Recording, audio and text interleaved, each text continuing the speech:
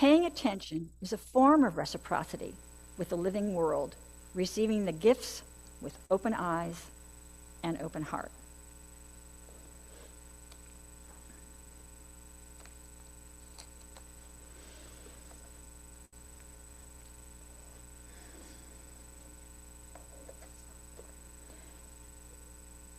I have always hoped that I'm related to Gary Larson of the Far Side Comics fame.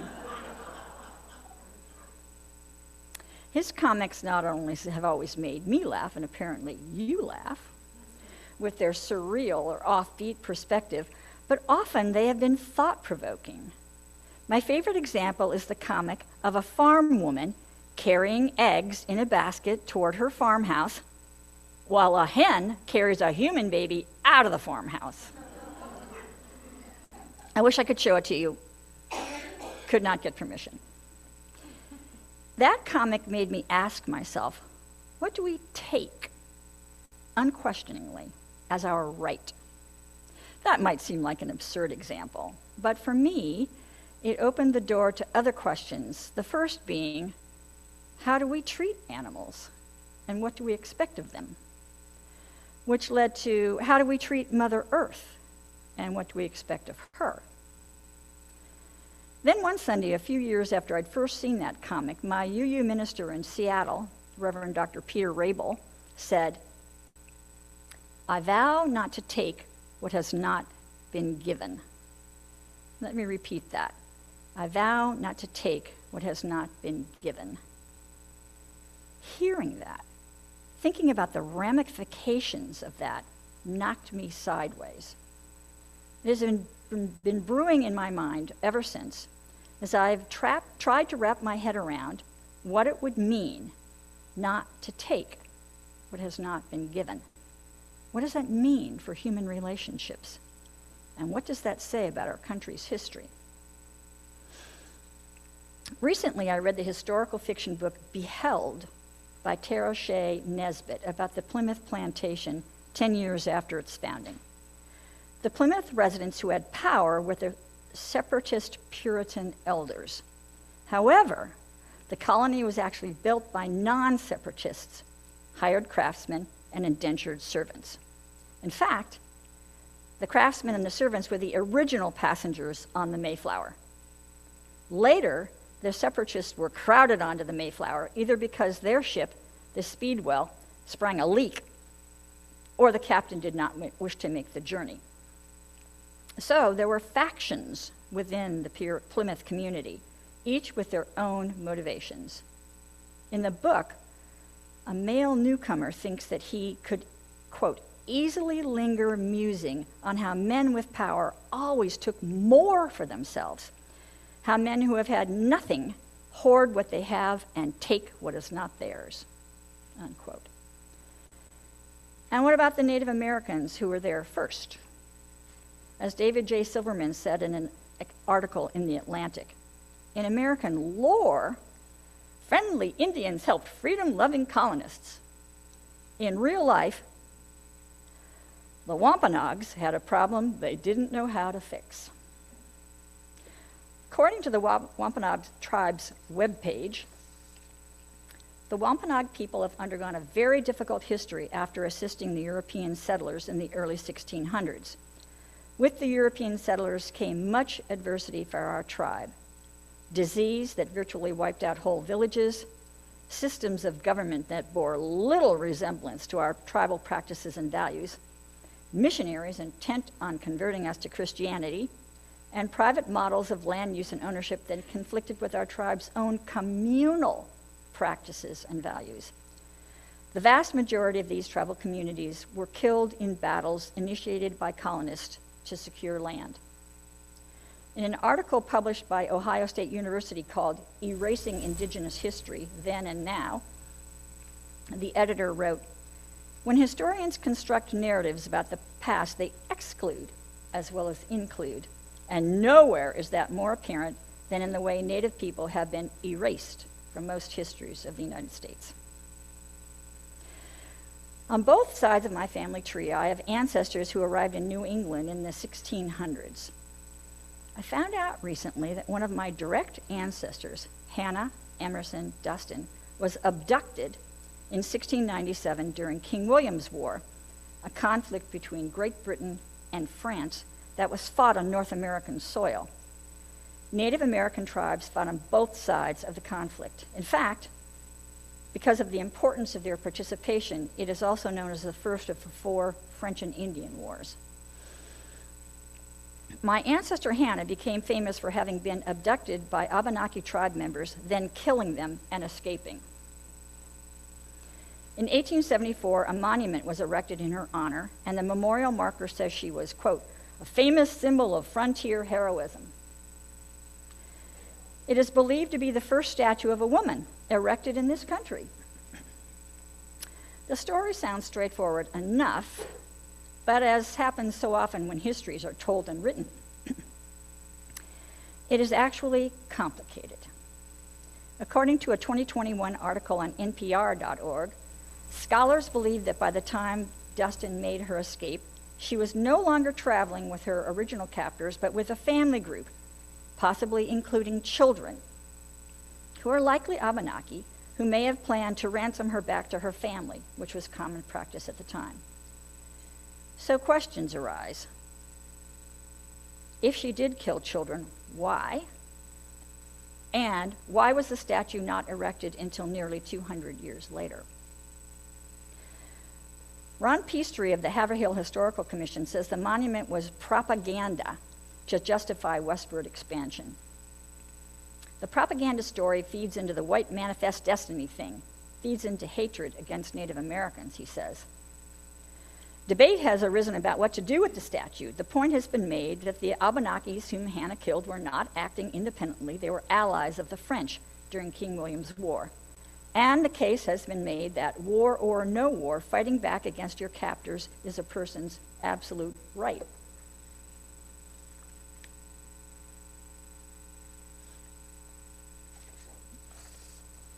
Barbara Cutter, a professor of history at the University of Northern Iowa, argues that people shouldn't focus too much on what may or may not have happened in 1697.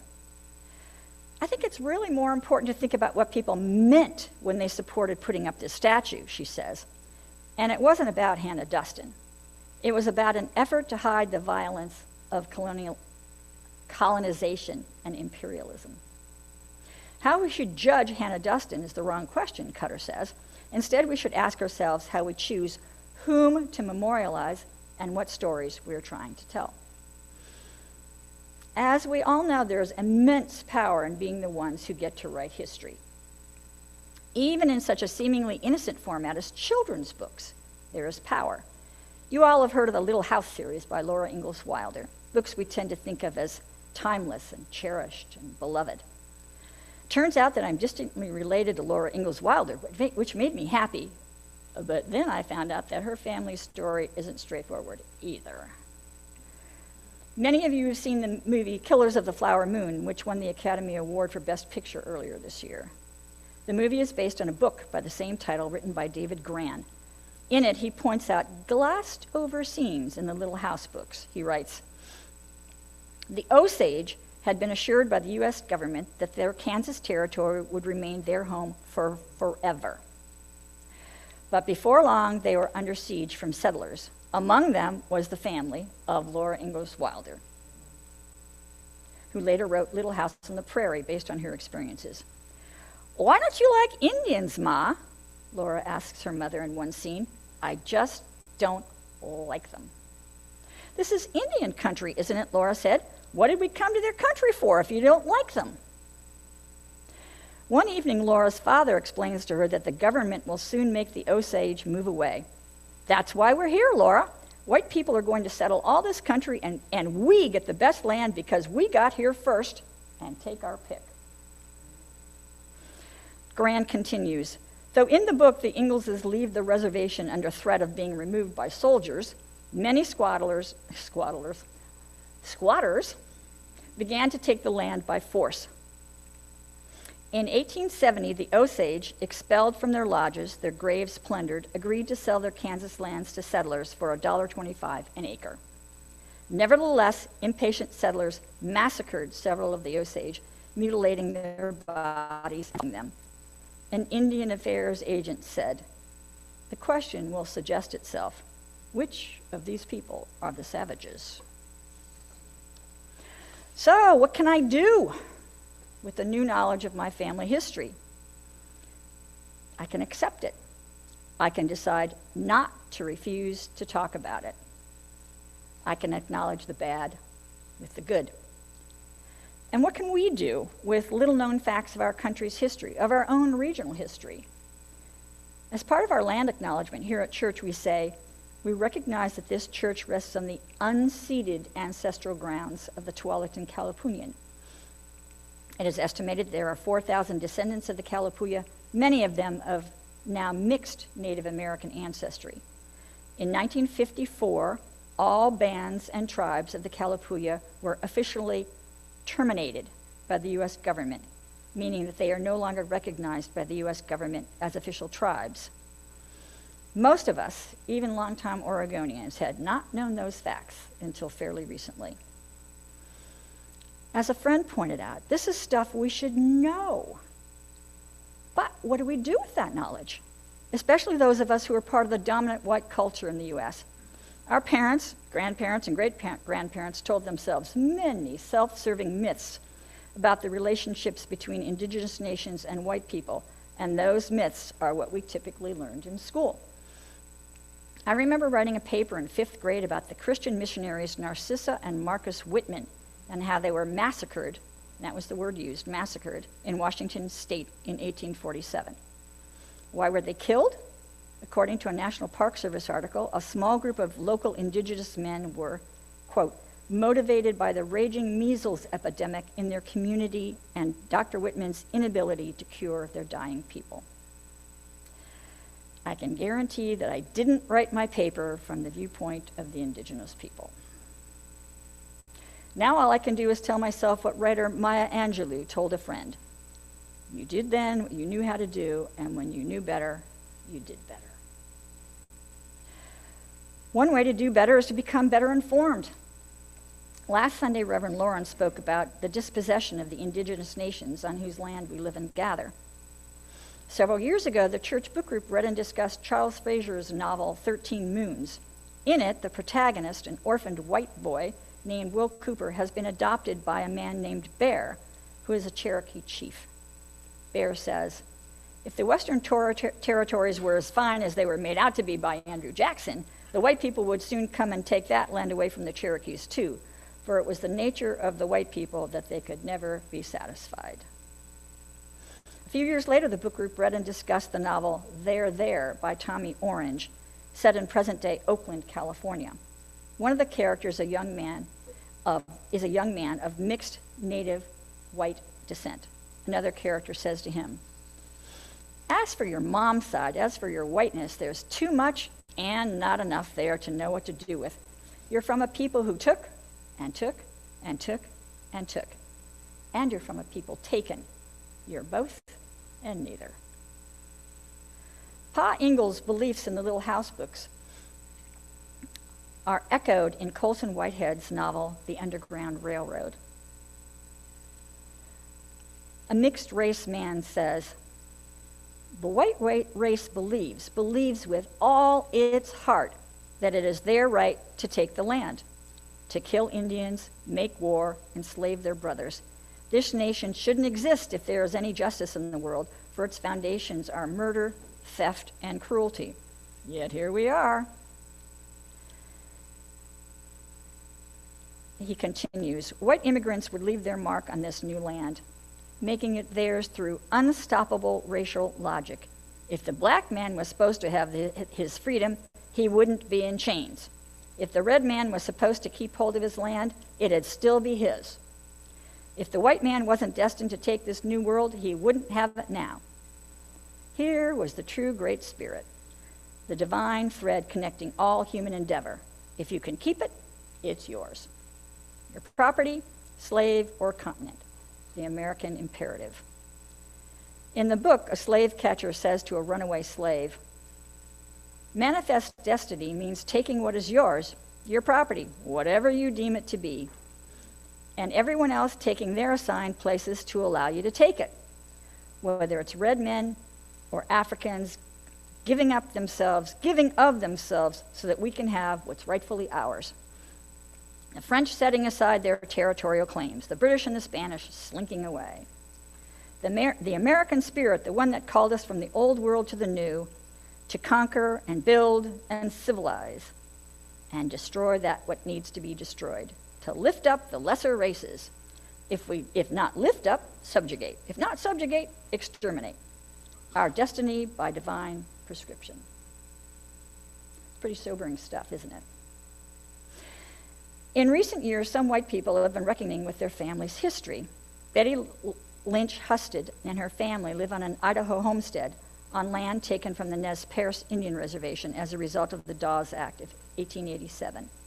In her book, Above the Clear Water, Living on Stolen Land, she writes, I understand the old man's anger better than the younger man's forgiveness. The children have been stolen and stolen again. How do you get over that? How can you forgive? The river, too, of course, the salmon, the trees, the roots, everything. Even their ceremonies were stolen, taken away by people whose hands couldn't hold them, but took them anyway.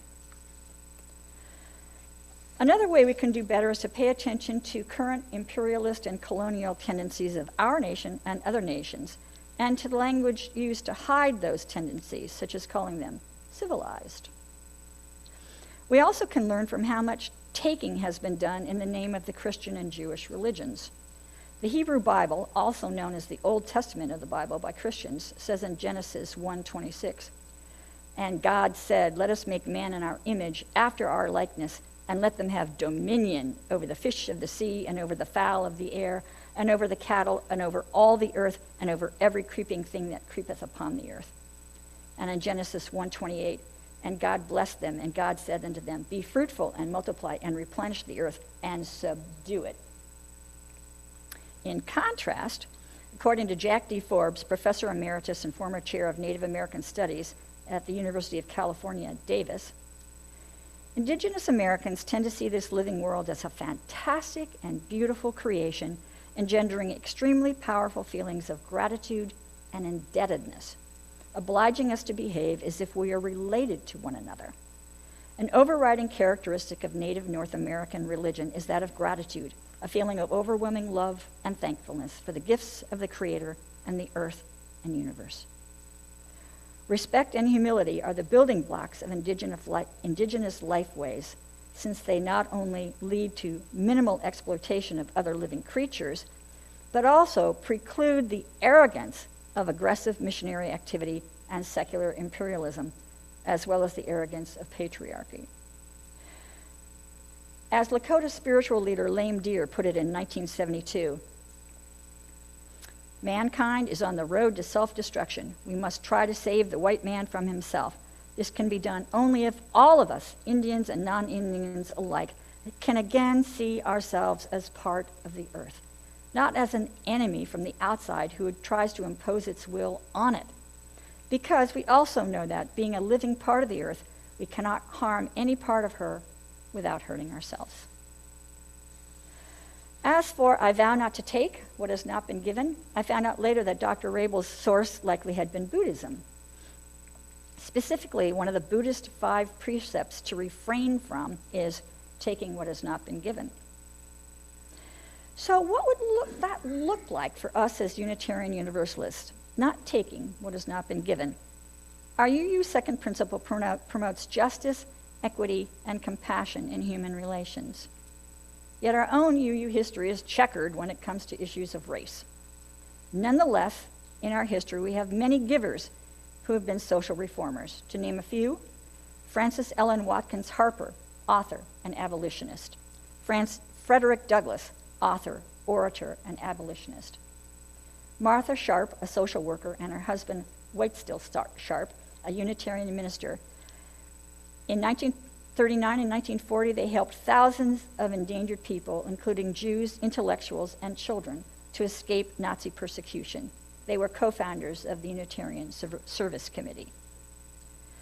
We also can recognize and learn more about social reformers beyond our own faith tradition.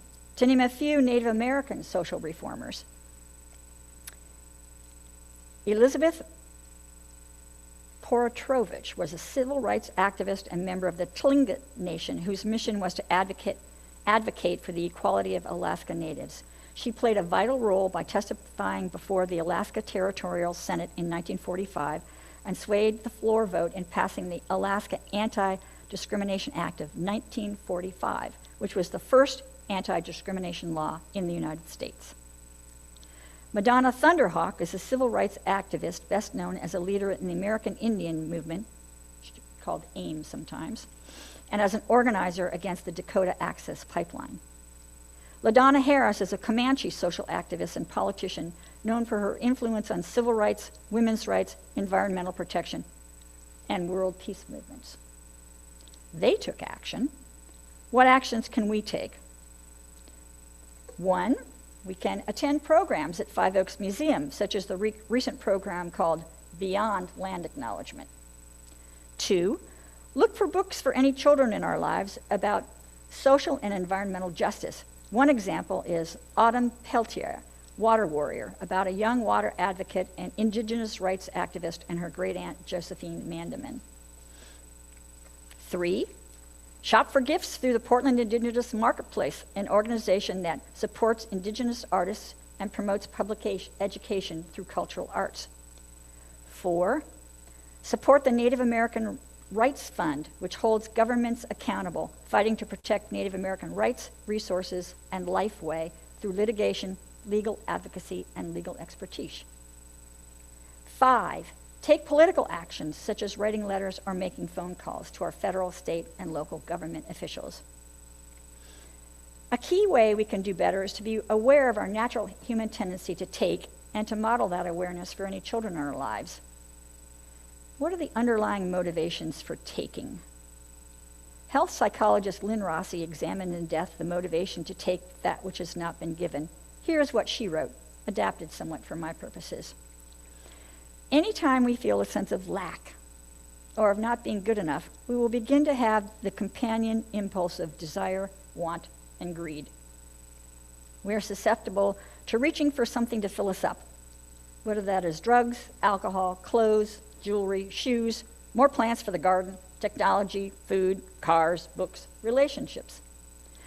Let's recognize that we generally only take because something inside of us feels a need and we haven't figured out how to skillfully fill the lack in a way that doesn't take from others. Explore that need within yourself, but don't look at yourself in a judgmental way. Instead, bring kindness and curiosity to your exploration. We are all learning and we make mistakes. Or as counselor and writer Craig D. Lonsborough wrote, the most effective prescription to healing the pain in my life does not involve taking something, rather involves giving everything. Just as we all have a natural human tendency to take, so do we all have a natural human tendency to give. Let us nurture that in ourselves, and let us model that nurturing for any children in our lives. What are the underlying motivations for giving?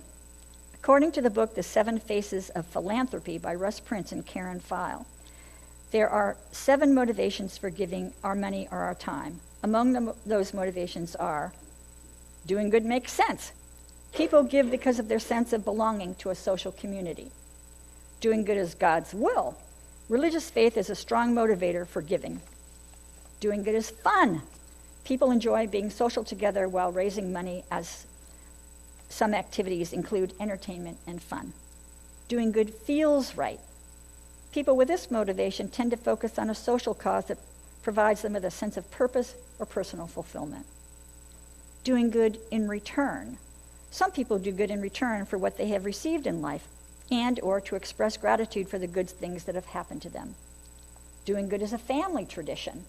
Some families feel that giving is part of a family tradition and pass this important lesson on from generation to generation. I would add empathy and altruism to that list. An article published by Michigan State University explores the motivations in that list and adds, no matter which reason motivates you, giving back to the community is important, as it will help our communities grow strong and healthy. By teaching youth the life skill of giving, it will help create future leaders in our communities and develop advocates for making things better. Slow down and find places that need your time or money and teach young children how to make a difference. The Association of Fundraising Professionals sums it up. We give because it feels good.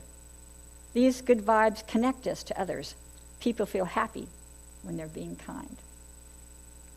You probably have heard what Mr. Rogers said about his mother. When I was a boy and I would see scary things in the news, my mother would say to me, "Look for the helpers. You will always find people who are helping." Along the same lines, we can also look for the givers. Think of humanitarians, Rosalind and Jimmy Carter, who throughout their involvement with the Jimmy and Rosalind Carter Work Project for Habitat for Humanity were tireless advocates, active fundraisers, and some of the best hands-on construction volunteers.